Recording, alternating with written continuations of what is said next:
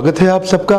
मुझसे आपने 3 दिन में कई बार प्रश्न पूछे और मैंने भी आपसे चर्चा करी अपने मार्केट शेयर को बड़ा करने के लिए, आपके कंपटीशन से बचने के लिए, कस्टमर को डिस्काउंट ना देना पड़े और आपके बिजनेस में बड़ी मोनोपोली क्रिएट हो सके।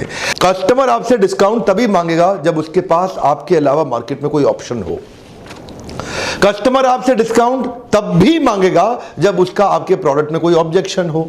ये दो बातें हैं। डिस्काउंट खत्म करने के लिए एक ऑब्जेक्शन और दूसरा मार्केट का ऑप्शन, ये दो चीजें गई तो डिस्काउंट कभी नहीं देना पड़ेगा, आपका मार्केट शेयर सबसे बड़ा हो जाएगा। जो आप कर रहे हैं वो कोई कर ही नहीं रहा तो पूरी मोनोपोली आप ही की हो गई मार्केट में। अब वो करना है तो कैसे करना है, इस असाइनमेंट को भी इंप्लीमेंट करने के लिए फ्रेमवर्क दिया। इसमें कुछ प्रश्न है मेरे सामने, 1 2 3 4 5, ये 5 प्रश्न है। पहला प्रश्न, अपने कस्टमर को पहचानिए।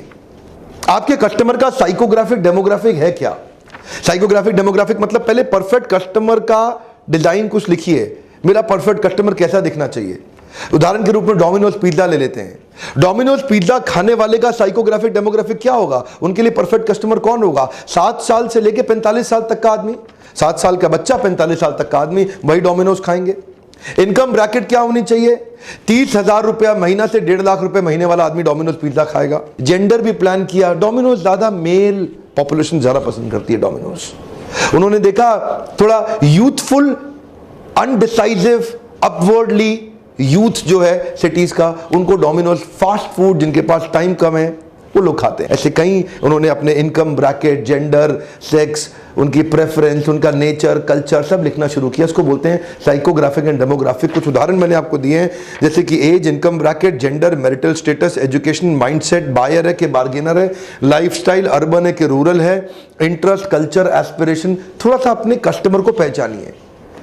इससे तो समझ में आया कस्टमर है क्या। अब आप अगला प्रश्न, उस कस्टमर को अभी आप आजकल बेच क्या रहे हैं? आपका करंट पोर्टफोलियो क्या है प्रोडक्ट सर्विसेज का, चाहे आप प्रोडक्ट है, सर्विस है। एक बात ध्यान रखिए, जो आप में से कई एम्प्लॉइज है ना, वो भी ध्यान रखिए, आपका परफेक्ट कस्टमर कौन है? आपका बॉस या आपका नेक्स्ट डिपार्टमेंट या आपकी कंपनी का कस्टमर।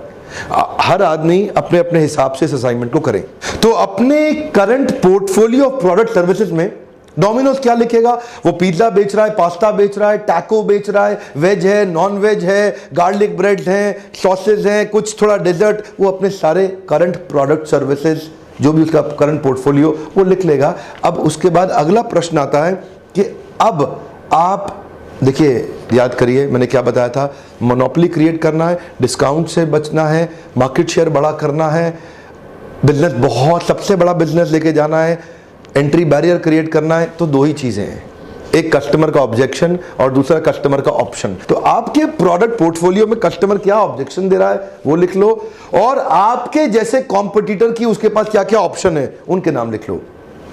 ऑब्जेक्शन ऑप्शन दोनों लिख लो या सामने आपने लिखने पड़ेंगे आपको। हाँ, जैसे उदाहरण के रूप में अगर डोमिनोज को वापस ले लेते हैं, डोमिनोज के लिए ऑप्शंस क्या क्या हैं? पिज्जा हट, स्लाइस ऑफ इटली, पापा जोन्स, यूएस पिज्जा, या अनऑर्गेनाइज्ड मार्केट में कोई छोटा मोटा और पिज्जा का कोई आदमी।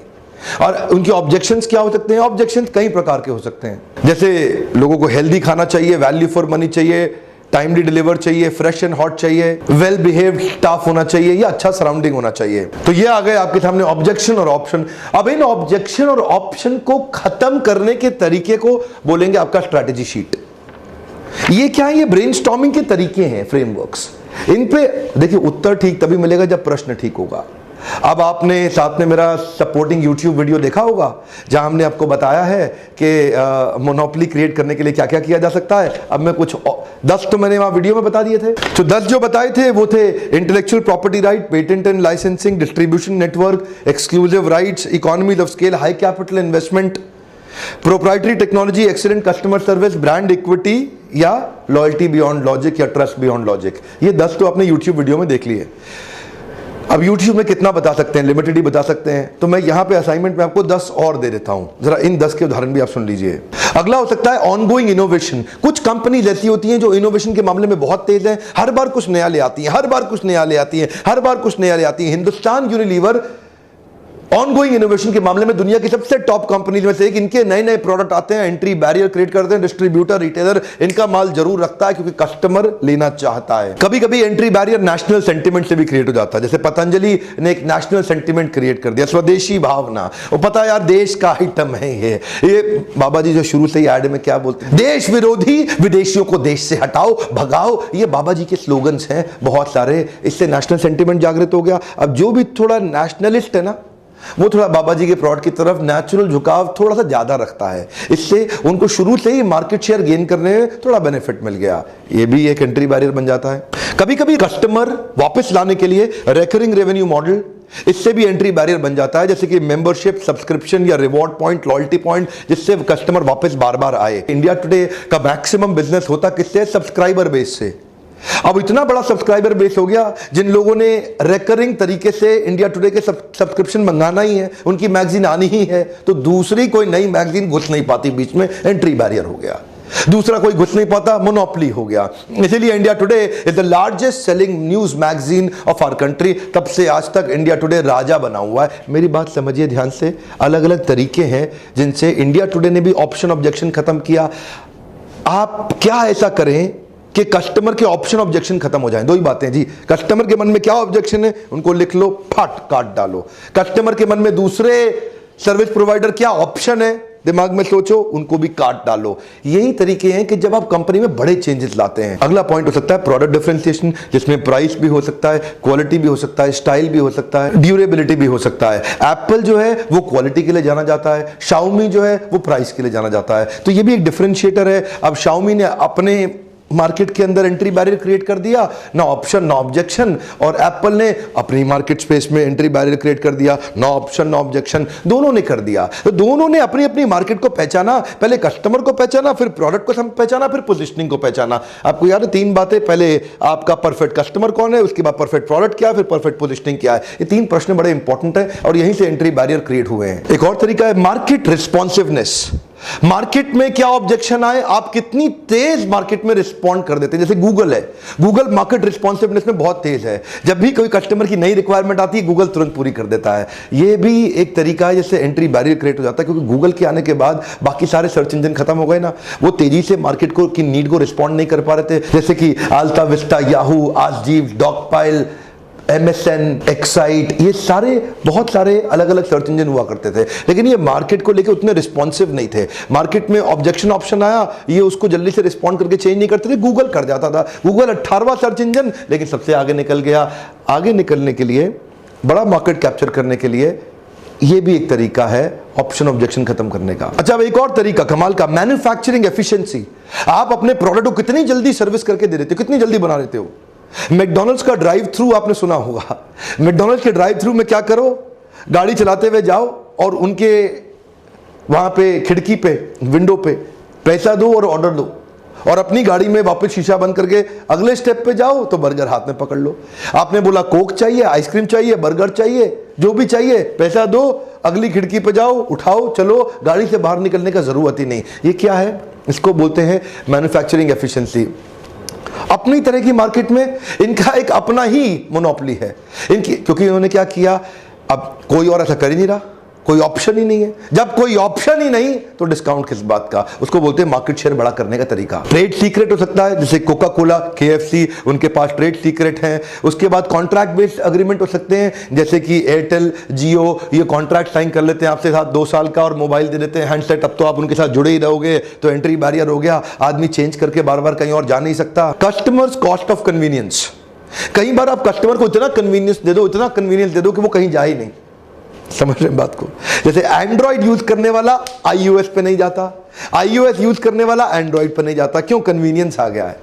जिसको सैमसंग पे हाथ चल गया है ना, उसको एप्पल का फोन दिलाओ उसको मुश्किल होती है, और जिसका एप्पल की आदत पड़ गई अब वो सैमसंग को शिफ्ट नहीं होता।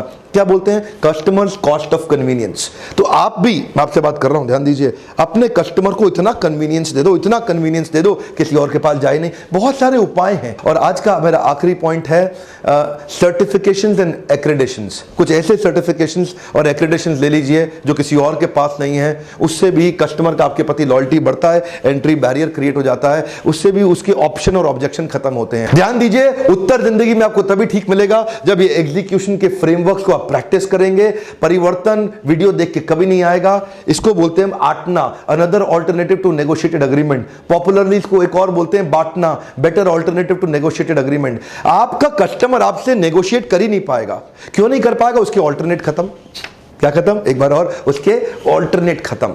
उसके पास ऑल्टरनेट बचा ही नहीं कोई भी। ऐसा आप क्या करें कि कस्टमर के सारे ऑल्टरनेट खत्म? इसको बोलते हैं पॉपुलरली बांटना या आटना। उसके पास ऑप्शन खत्म करने के लिए अब ब्रेनस्टॉर्म करिए कि आप क्या ऐसा करें कि ऑप्शन ऑब्जेक्शन को खा के पूरी तरह से एंट्री बैरियर क्रिएट करें। Thank you very much. इन सब के लिए रीडिंग एक्रेडिशंस, कुछ ऐसे सर्टिफिकेशंस और एक्रेडिशंस ले लीजिए जो किसी और के पास नहीं है। उससे भी कस्टमर का आपके प्रति लॉयल्टी बढ़ता है, एंट्री बैरियर क्रिएट हो जाता है, उससे भी उसके ऑप्शन और ऑब्जेक्शन खत्म होते हैं। ध्यान दीजिए, उत्तर जिंदगी में आपको तभी ठीक मिलेगा जब ये एग्जीक्यूशन के फ्रेमवर्क्स को आप प्रैक्टिस करेंगे। परिवर्तन वीडियो देख के कभी नहीं आएगा। इसको बोलते हैं आटना, another alternative to negotiated agreement. Popularly इसको एक और बोलते हैं BATNA, better alternative to negotiated agreement. आपका कस्टमर आपसे नेगोशिएट कर ही नहीं पाएगा। क्यों नहीं कर पाएगा? उसके ऑल्टरनेट खत्म। क्या खत्म? एक बार और, उसके ऑल्टरनेट खत्म। उसके पास ऑल्टरनेट बचा ही नहीं कोई भी। ऐसा आप क्या करें कि कस्टमर के सारे ऑल्टरनेट खत्म? इसको बोलते हैं पॉपुलरली बांटना या आटना। उसके पास ऑप्शन खत्म करने के लिए अब ब्रेनस्टॉर्म करिए कि आप क्या ऐसा करें कि ऑप्शन ऑब्जेक्शन को खा के पूरी तरह से एंट्री बैरियर क्रिएट करें। Thank you very much. इन सब के लिए रीडिंग मटेरियल ध्यान से पढ़िएगा। इस पूरे को रीडिंग मटेरियल में ध्यानपूर्वक एक्सप्लेन किया गया है। और असाइनमेंट जब तक आप फ्रेमवर्क भर के प्रैक्टिस नहीं करेंगे ना, तब तक परिवर्तन नहीं आएगा। हर बार बोलता हूं, इस बार फिर बोल रहा हूं। मेरे साथ जुड़े रहने के लिए आप सबका प्रेम पूर्वक बहुत बहुत धन्यवाद।